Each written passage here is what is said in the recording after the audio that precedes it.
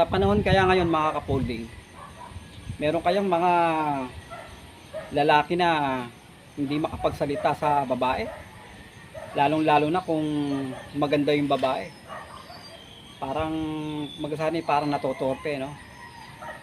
Nililihim niya lang yung kanyang saloobin dun sa magandang babae na hindi niya ba maipahiwatig yung kanyang pag-ibig sa kanya. Pero ako man dati ganun din eh. Hindi rin ako parang kumbaga sana parang torpe yung tawagin niya. Pero palagi ko sa ngayon wala ano.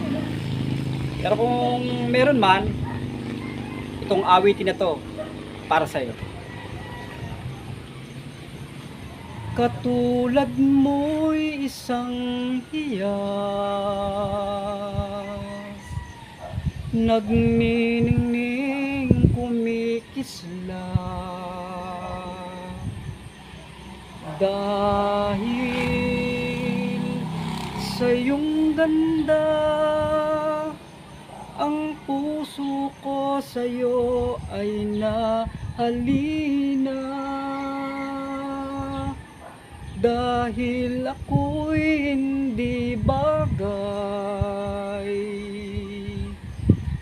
sa iyong ganda ay alangan.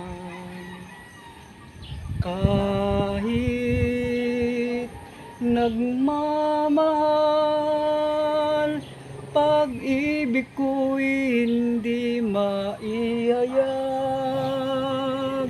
Ligaya na ng puso ko sa tuwin na ay makita ka. Kahit di mo alam na minamahal kita, dahil limang pagsinta, asahan mong puso'y tapat sa'yo. Dahil limang pagsinta, asahan mong puso'y tapat sa'yo. Dahil limang pagsinta, asahan mong puso'y